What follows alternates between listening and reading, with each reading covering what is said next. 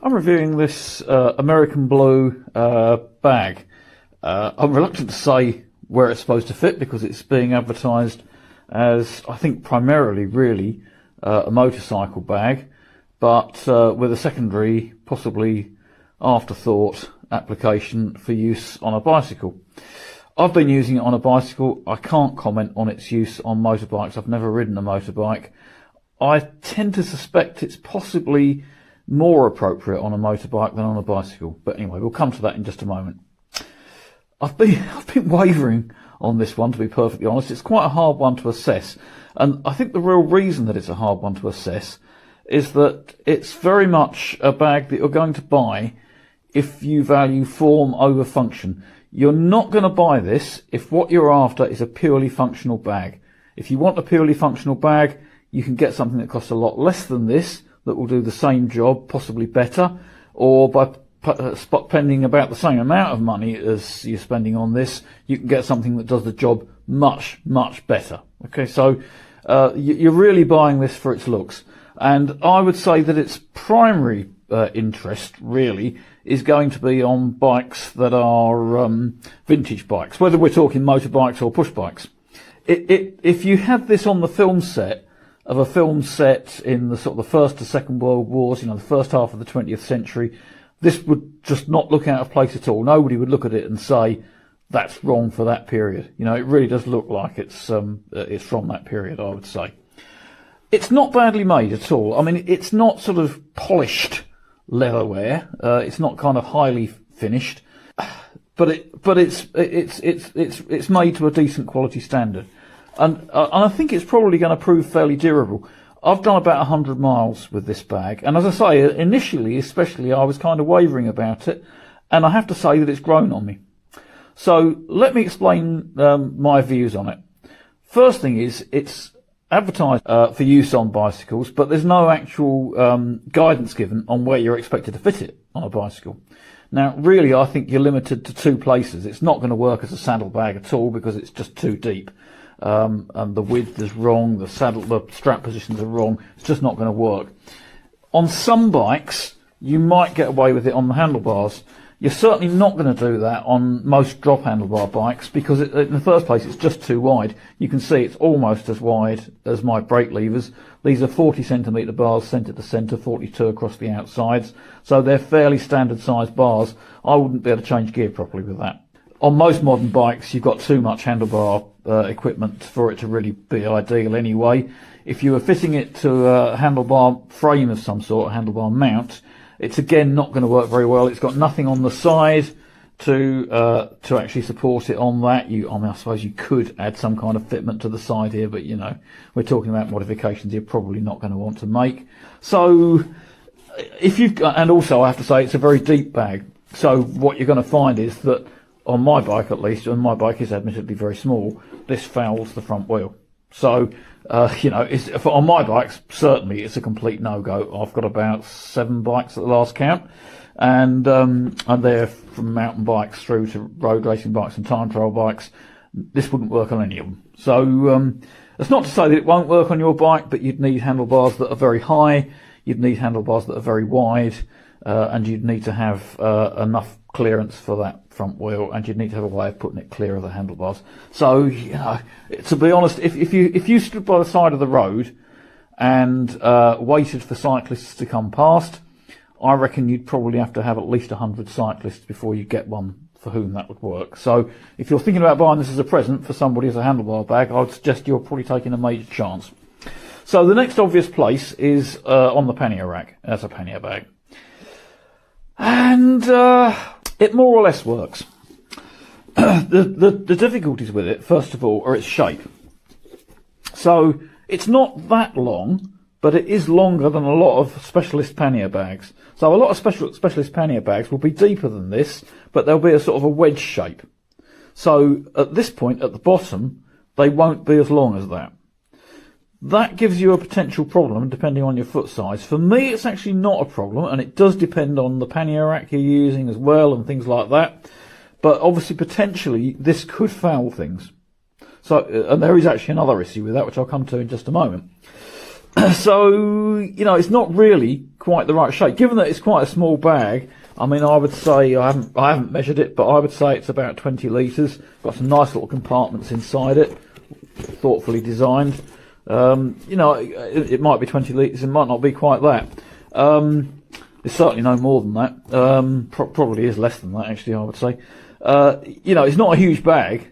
You've kind of got a bag that's small and still possibly going to foul things, which kind of isn't ideal. I find I get away with it, but I'm only a size 40 shoe.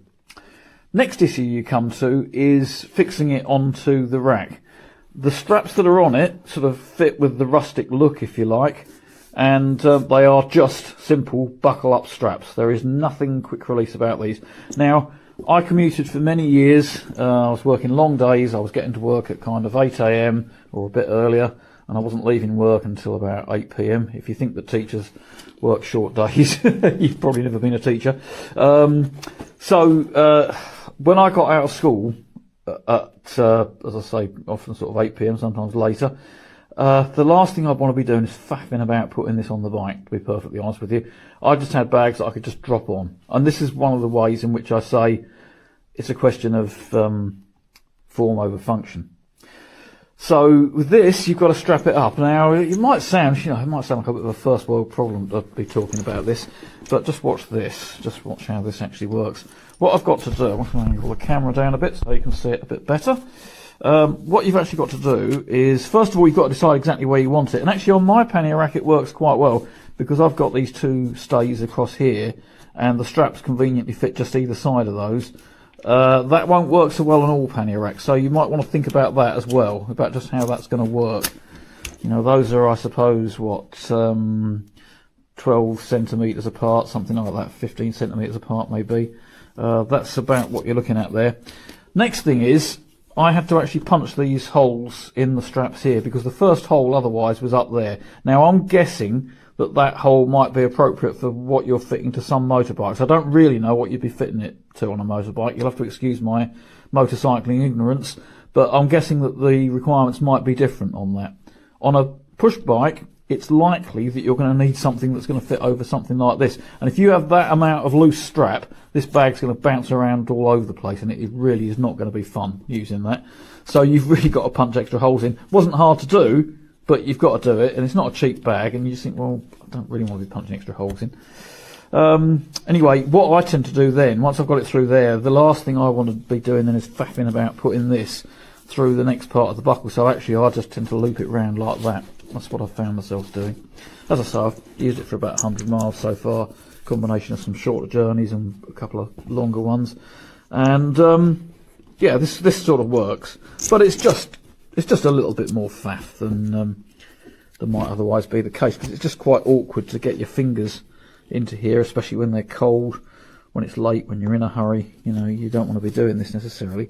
So, you know, if you really value the form in this bag, if you really value its looks, then you'll probably be prepared to work around this and to sort of put up with it.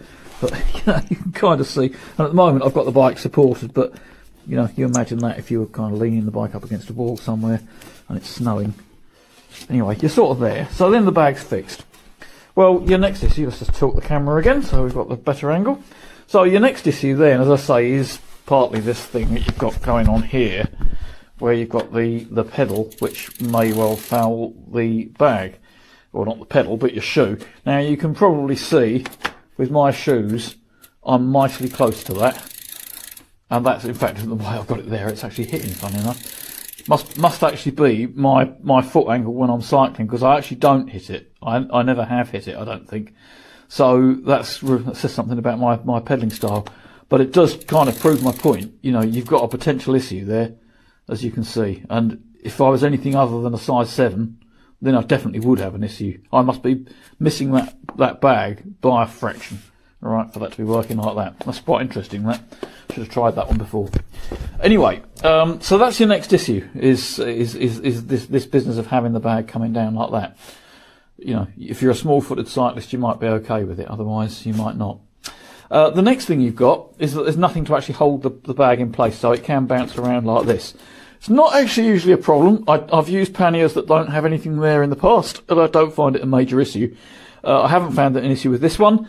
and that's probably partly because its capacity is small, and having a small capacity, you tend to have lighter weights, and it won't be so inclined to do that. So I haven't found that a problem. What I have found a problem on one occasion, and it was when it was actually chucking it down with rain, and it was also very windy, was I found that the bag ended up going into the spokes here, like that.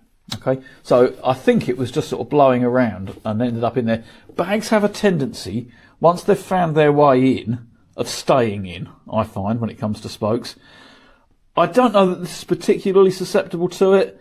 It probably depends to some extent on what you're putting in the bag. If you put something in there that actually sort of holds its shape, then it could work quite well. And this would be quite good with a lot of laptops. A lot of modern smaller laptops would fit in this really well. In fact, I have used this with my laptop. So, you know, that's actually an option. And if you do that, I mean, you'd have to hope the laptop doesn't end up going in the spokes, wouldn't you? But I think a laptop would probably give it enough support for it to not go in. So I think that probably wouldn't be a major problem. And that's basically where we are. Now, in terms of durability, as I say, I've done about 100 miles with it, sort of 6 hours on the bike. And it, you know, the goat skin material that it's made from is kind of starting to show those sort of used looks. I'm not going to say worn looks. On the back, I've just got a few little marks.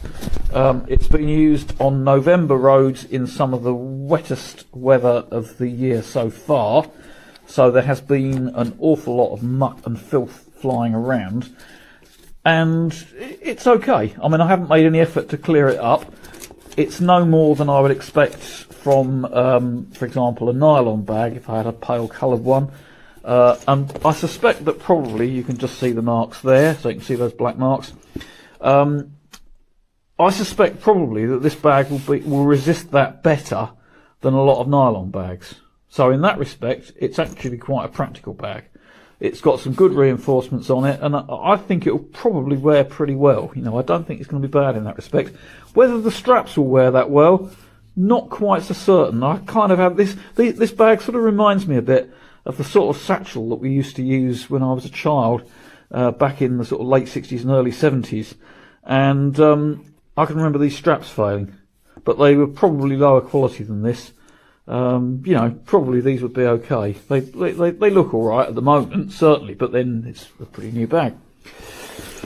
So, I'm giving this a 4, but I'm giving it a 4 on the basis that you're going to be buying it because you value this look.